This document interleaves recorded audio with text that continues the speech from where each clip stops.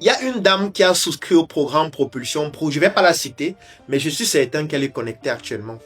Elle a souscrit au programme Propulsion Pro. On a fait notre appel vidéo. Elle m'a présenté son activité.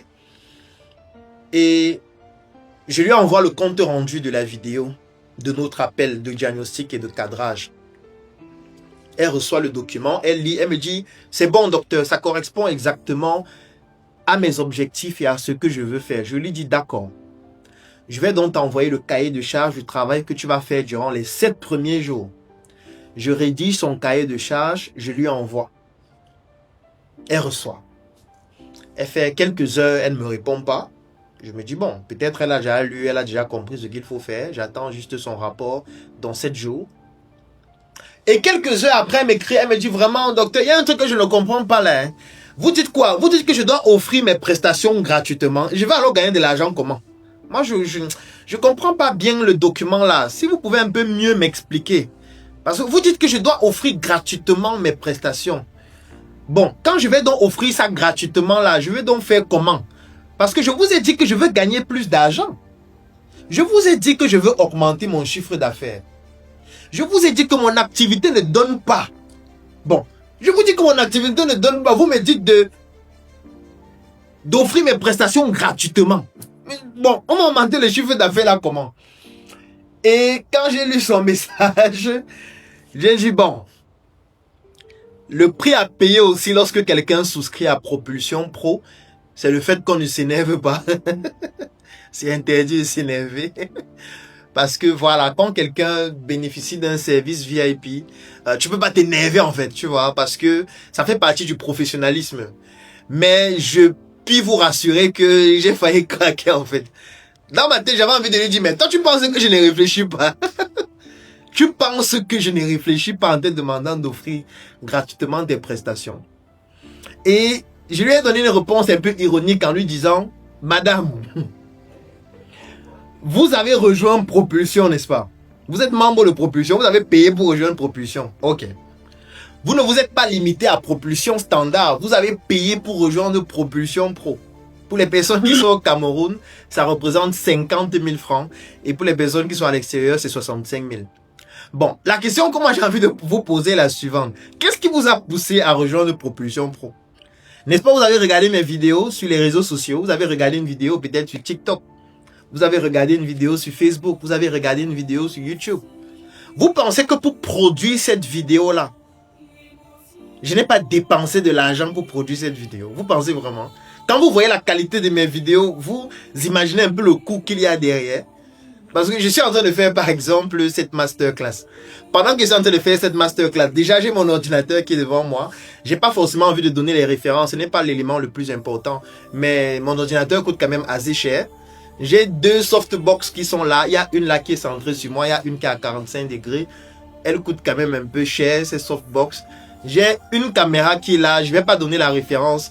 Mais pour ceux qui ont déjà eu à voir les images de cette caméra sur les réseaux, ils savent qu'elle coûte quand même un peu cher. J'ai des micros qui sont là devant moi. J'en ai 2 pour pouvoir avoir un support son si le premier a un problème. Ces micros quand même coûtent un peu assez cher. J'ai mon téléphone aussi qui est là, qui lui-même coûte aussi un peu cher. Et j'utilise tout ça, je t'épargne tous les autres détails, je t'épargne la connexion internet Starlink, je t'épargne les lumières d'ambiance que j'utilise, je t'épargne le fait que pour faire une belle vidéo, tu dois avoir une belle tenue et parfois la tenue c'est une tenue sur mesure qui coûte un peu cher. Et je t'épargne le fait que pour faire une belle vidéo, il faut bien se laver parce que tu dois être bien propre. Parce que quand vous voyez mes vidéos, vous voyez que je suis propre dans la vidéo, non, parce que je me lave avant de faire la vidéo. Vous pensez qu'on fait les vidéos comme ça comment? Avant de faire la vidéo, je me lave. Je me parfume avant de faire la vidéo parce que je voudrais qu'à travers la vidéo, tu puisses humer mon parfum. Oh, les gens rient, mais je suis très sérieux. Je mets le parfum sur moi avant de faire la vidéo. Parce que j'ai envie d'être à l'aise avec moi-même en faisant la vidéo pour transmettre le meilleur de moi-même à travers la vidéo, à travers les émotions que je souhaite véhiculer. Parfois, avant de faire une vidéo, je dois aller chez mon coiffeur. Et je ne me coiffe pas à 200 francs. Pour ceux qui voient souvent mes coiffures, ils savent que voilà, ça peut coûter un peu cher d'aller dans un barber et de se faire coiffer. Bon, moi j'ai fait tout ça et j'ai produit la vidéo. J'ai posté la vidéo sur TikTok. J'ai posté sur Facebook. Toi, tu es venu voir ça gratuitement, n'est-ce pas? Est-ce que tu as payé pour voir la vidéo là? Tu n'as pas payé, n'est-ce pas? Sauf que, grâce à la vidéo là, nous sommes aujourd'hui en train de t'accompagner pour le programme Propulsion Pro pour lequel tu as payé assez cher pour le rejoindre. Et même si tu n'avais pas payé pour rejoindre Propulsion Pro, ce qui se passe c'est quoi? C'est que tu aurais retenu que nous sommes professionnels. Tu aurais retenu que j'ai suivi la vidéo d'un gars là, il a développé un sujet intéressant. Tu te serais peut-être abonné sur la page, tu aurais peut-être partagé la vidéo, relayé la vidéo, tu aurais peut-être commenté. Donc, à travers ma vidéo, pour laquelle j'ai dépensé quand même assez de ressources pour la produire, qu'est-ce qui s'est passé? Ce qui s'est passé, c'est que tu as regardé la vidéo, tu as décidé de rejoindre la communauté. Aujourd'hui, nous sommes en train de travailler ensemble. C'est la même chose que je te demande de faire. C'est la même chose, puisque tu es en train de me dire que tu n'as pas de clientes. Tu me dis que les gens ne viennent pas dans ta boutique. Je te dis, ok, on a une communauté qui s'appelle Propulsion. La ville dans laquelle tu es, dans la base de données Propulsion, il y a plus de 200 personnes qui sont dans la même ville que toi. Voilà la base de données. Prends la base de données, consulte la base de données, fais ressortir les personnes qui sont dans cette ville-là, dans la base de données, contacte ces personnes et dis à ces personnes que tu vas offrir gratuitement tes services. Ce qui va se passer, c'est quoi? C'est que tu es en train de faire un exercice de gratitude.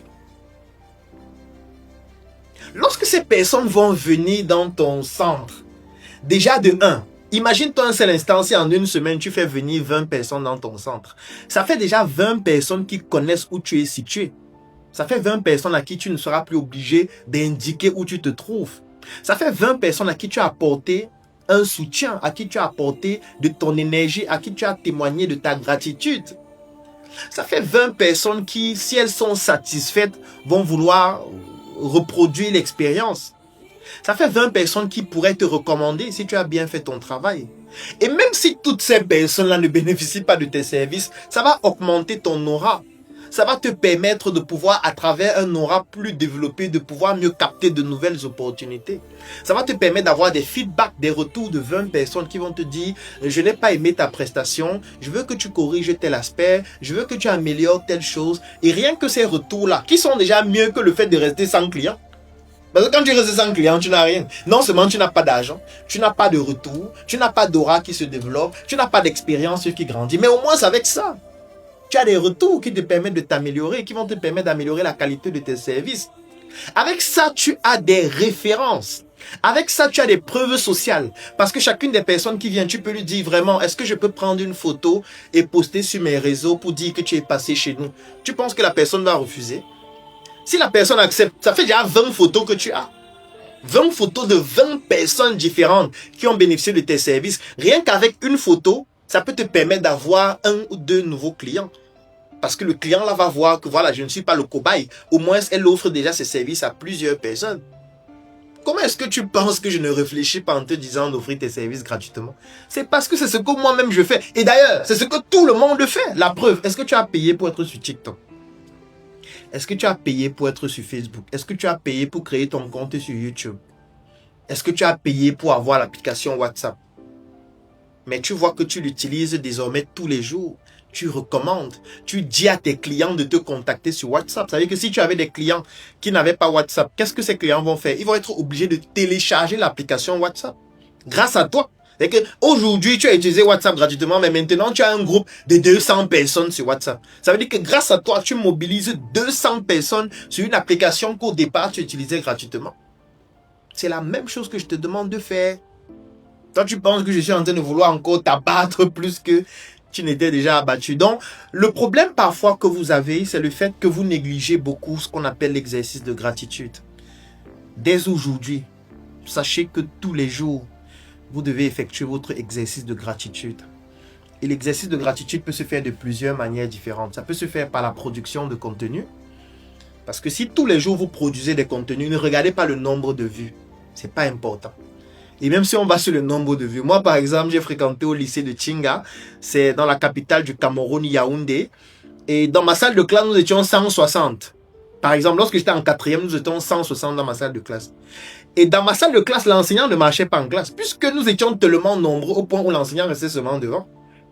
Et que l'enseignant était devant. Il n'avait pas la possibilité d'aller au fond. Puisque les bancs étaient collés. 160 personnes, c'est énorme. Toi, tu fais une vidéo, tu vois 400 vues, tu dis, ah, dis donc j'ai seulement 400 vues, seulement 400 vues. Tu dis seulement 400 vues. Tu as déjà vu une fête de 400 personnes? Tu es sûr que si on te demande d'organiser une fête de 400 personnes, tu auras assez d'argent pour les nourrir? Parce que si les 400 personnes là boivent seulement une bière, chacun, ça fait 400 bières. Le casier, c'est 20 bières.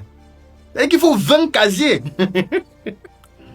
Et si le casier, c'est 20 bières, 10 casiers, ça fait 200 bières seulement. Donc, pour que chacun ait une seule bière, il te faut 20 casiers de bière. Tu vois, il y a que ton épargne ne suffit pas. Juste pour donner une bière à 400 personnes. Je n'ai pas envie de parler de la nourriture. Parce que si chacun d'eux doit avoir un morceau de poulet, tu vois le nombre de poulets qu'il faut tuer, le nombre de poules qu'il faut tuer. Bon, si maintenant chacun dit, je veux un morceau de poulet, un morceau de porc, une tranche d'ananas, un jus et une bière, tu vas dire que pour 400 personnes, tu ne pourras même pas organiser la fête. Tu ne pourras pas, tu n'auras pas assez d'argent pour ça. Je t'épargne le parking pour les voitures, je t'épargne la salle qu'il faut pour 400 personnes, je t'épargne la décoration, je t'épargne tout ce qui tourne autour. Tu négliges 400 personnes. Moi, je ne comprends pas. Donc, arrêtez de regarder les vues. Il faut arrêter. Ce que tu fais, c'est de produire du contenu pour changer des vies, pas pour avoir des vues. Non. Produire du contenu, c'est une manière de partager ton expérience, c'est une manière de transmettre ton savoir-faire, mais surtout, c'est aussi une façon de témoigner ta gratitude. En fait, c'est une manière de dire, j'ai reçu. J'ai cette compétence aujourd'hui, tout le monde ne l'a pas. Il faut que je puisse partager ça à certaines personnes qui n'ont pas la même connaissance que moi, qui n'ont pas la même expérience que moi. Parce qu'en le faisant, qu'est-ce qui va se passer? Ce qui va se passer, c'est que ça va permettre à mon énergie d'être décuplée, à mon aura d'être plus grand. Et quand ton aura est plus grand, tu rebondis mieux face aux échecs. Tu résistes mieux face aux difficultés. Parfois, tu vas rester comme ça, tu vas voir des opportunités venir de nulle part, alors que tu étais dans des problèmes incroyables. Et tu vas te dire, mais comment ça se fait que je puisse saisir une opportunité pareille, alors que je n'ai même pas fait l'effort nécessaire pour l'avoir? Non, tu as déjà fait cet effort avant. Tu as épargné de la gratitude et tu es en train de récolter ça en opportunité. L'épargne, ce n'est pas seulement le billet de banque, non. On nous a fait croire que l'épargne, c'est juste le billet de banque, non. L'épargne, c'est aussi la gratitude. Il y a un compte bancaire qui s'appelle le compte bancaire de la gratitude. Dans ce compte bancaire-là, si on interroge ton solde aujourd'hui, le solde sera de combien de personnes à qui tu as témoigné de la gratitude? Tes parents qui t'ont aidé. Parce que ce ne sont pas tous les parents qui accompagnent leurs enfants. Est-ce que tu as témoigné de la gratitude à tes parents?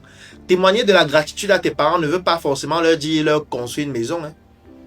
C'est leur apporter ce que tu peux apporter. On ne donne que ce qu'on a. Est-ce que tu as témoigné de la gratitude à ton oncle qui t'a éduqué pendant 2 ans? Il t'a pris chez lui pendant 2 ans. Et que pendant 2 ans, tu mangeais, tu buvais, tu dormais, tu cassais les plats, tu créais des bagarres au quartier. Il te couvrait, il payait ton école, tu ne partais même pas à l'école. Tu fumais la drogue, tu dormais la nuit avec les bandits. Il supportait ça. Parce qu'il aurait pu t'empoisonner. Il aurait pu te tuer même. Il aurait pu te chasser. Mais il a dit non, je vais supporter ce têtu. Il a supporté le têtu que tu es. Aujourd'hui, tu as une petite voiture qui a un peu la clim. Tu dis, ah, dis donc. C'était des jaloux. Ils m'ont martyrisé. Ils m'ont terrorisé. Ils m'ont torturé. Et après, tu es étonné. Tu es étonné lorsque, face à un échec, tu n'arrives pas à rebondir. Tu es étonné lorsque, face à un échec, tu n'arrives pas à pouvoir faire le nécessaire qu'il faut. Tu es étonné que tu appliques toutes les techniques qu'on apprend sur Internet, mais tu n'as pas de clients. Mais c'est parce que tu as un aura qui est faible. Ton aura est faible parce que tu ne témoignes pas suffisamment de gratitude. Parce que tu es un ingrat. Parfois même sur le plan spirituel. Oui, parce que l'ingratitude spirituelle, ça existe aussi. C'est quoi l'ingratitude spirituelle? C'est le fait que de façon immatérielle, tu dois des choses aux gens. Tu dois des choses à tes grands-parents. tu dois des choses à tes arrière-grands-parents. Ce que tu es aujourd'hui, c'est grâce à tes parents. Leurs parents, c'est grâce à leurs parents. C'était aussi grâce à leurs parents, ainsi de suite. Tu n'as pas choisi la forme de ta tête. Tu n'as pas choisi la forme de tes yeux. Tu es né avec certaines prédispositions qui découlent de ton héritage transgénérationnel, qui te permettent aujourd'hui de pouvoir être un bon dessinateur, un bon informaticien, un bon ingénieur. C'est vrai, tu as ajouté à ça tes connaissances, tes aptitudes, ta formation. Mais il y a des aptitudes que tu as qui te permettent de faire certaines choses plus facilement par rapport à d'autres. Et tu penses que ces prédispositions-là, ça vient de qui? Ça vient de ta lignée, ça vient de ta famille. Mais est-ce que tu as témoigné de la gratitude à ta lignée par rapport à ça? Vous pensez que nos ancêtres étaient fous de pratiquer le culte des ancêtres? Vous pensez qu'eux ne réfléchissaient pas? Ils avaient compris qu'il faut témoigner de la gratitude vis-à-vis de ceux qui nous ont précédés et grâce à qui nous sommes ce que nous sommes aujourd'hui. Et ils avaient aussi compris que si on a un problème aujourd'hui, ceux qui nous ont précédés peuvent en être la cause. Du coup, il y a parfois des actions qu'il faut mener pour pouvoir couper cette cause-là afin que l'héritage transgénérationnel peut-être négatif ne se transmette pas aux autres descendants. Mais quand on parle de ça, vous dites que c'est la sorcellerie. Vous dites que oh non, ça ce sont les cultes magiques. Les cultes magiques, hein. Ce sont les cultes magiques. Donc, vous êtes en train de prier Jésus qui est mort. Ce n'est pas un culte magique. Vous êtes en train de prier Saint-Pierre, Saint-Jean. Ce n'est pas un culte magique. Mais votre grand-père qui était avec vous jusqu'à vous avez sa photo, vous étiez même à ses obsèques. Là, c'est un culte magique. Vous êtes en train de vous amuser avec vos vies. Vous vous amusez. L'ingratitude spirituelle, c'est l'une des choses qui vous pousse à ne pas pouvoir rebondir après les échecs. C'est parfois ce qui vous pousse à répéter certains échecs qui ne s'arrêtent jamais. C'est parce que vous n'êtes pas reconnaissant de ce que vous avez reçu.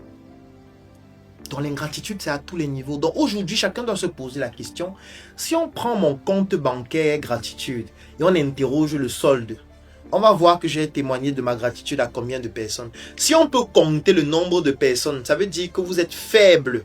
Ça veut dire que vous avez un compte bancaire faible en termes de gratitude. On ne doit pas être capable de compter le nombre de personnes à qui vous avez apporté votre soutien.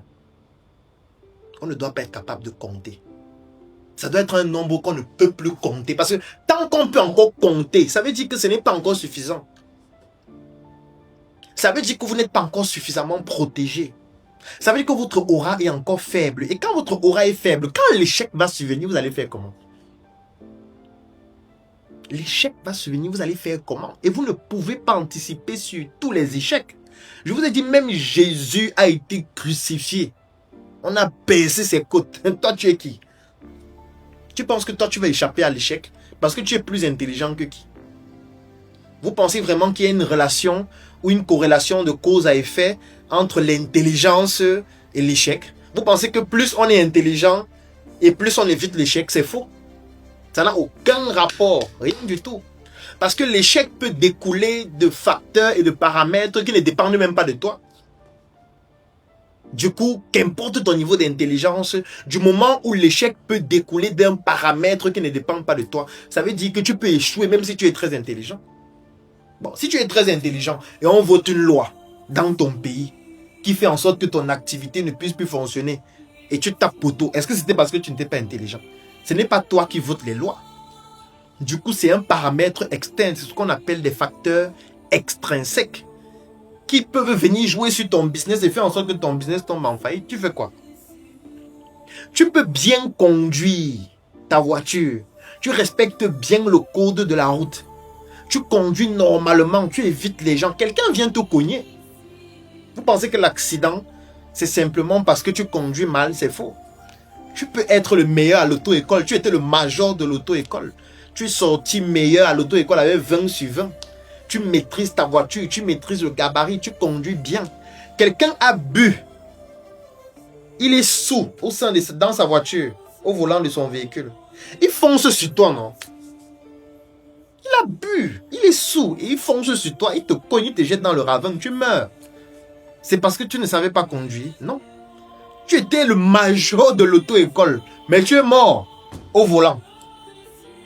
C'est parce que la réussite, l'échec, tous ces éléments n'ont pas trait à toi tout seul. Il y a beaucoup d'autres paramètres extrinsèques qui interviennent. C'est vrai, il y a les paramètres intrinsèques qui interviennent aussi. Mais il y a aussi des paramètres extrinsèques malheureusement. Et parmi ces paramètres, il y a l'interaction que tu as avec les gens qui sont autour de toi.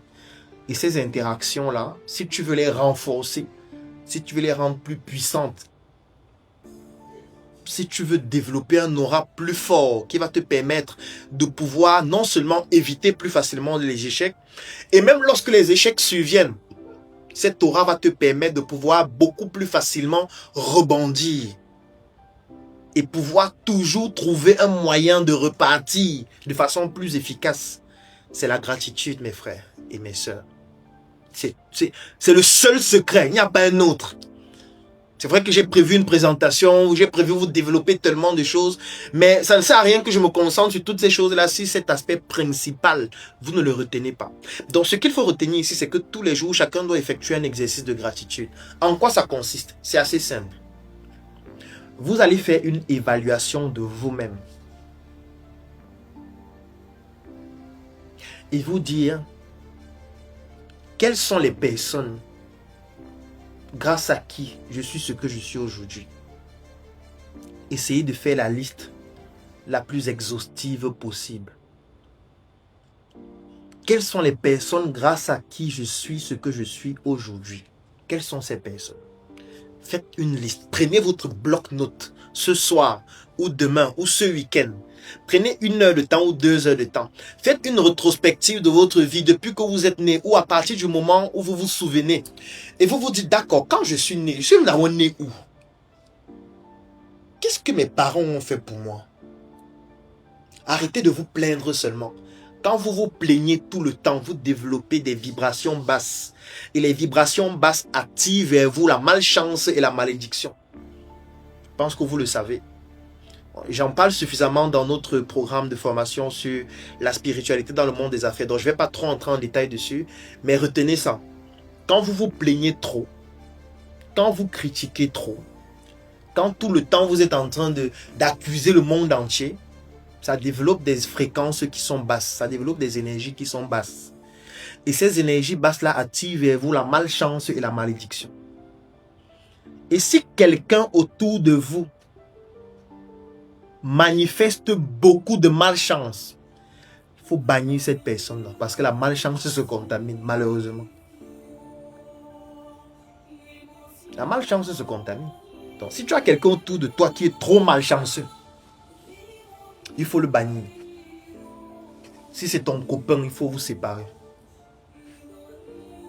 Si tu as un copain qui est trop malchanceux, il faut arrêter. Il faut qu'il parte avec sa malchance là ailleurs. Si tu as une copine qui est malchanceuse, et la malchance en fait, quand on dit la malchance, ça veut dire quoi? Ça veut dire qu'il y a un peu trop d'événements malheureux qui t'arrivent toujours à toi de manière un peu trop étrange, trop répétitive. On peut comprendre que voilà, il y a les mauvaises passes, ça arrive à tout le monde. 1 fois, 2 fois, 3 fois en passant.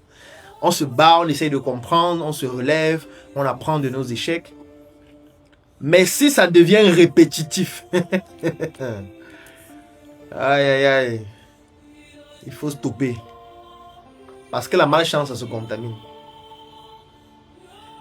Imagine alors si tu fais l'amour avec quelqu'un qui est malchanceux tout le temps. Tu t'imagines ce que tu es en train de faire. Tu as une copine, elle est malchanceuse. Tout le temps, vous faites l'amour. Après, tu t'étonnes que la malchance commence à t'arriver aussi à toi. Parce que toi, tu n'étais même pas seulement limité à être proche de la personne. Tu as échangé les fluides avec la personne. Et je pense que je vous ai déjà expliqué ça dans une vidéo. Les fluides comportent la matière et l'énergie. Donc, vous échangez non seulement les fluides qui comportent à la fois cette matière et cette énergie de malchance. Sauf que la malchance là va entrer profondément, au plus profond de vous. Ça va attaquer toutes vos cellules. Bon, je caricature. Hein. Ça va attaquer toutes vos cellules et maintenant, vous allez devenir la malchance. Vous deux. Njoka est là, toujours.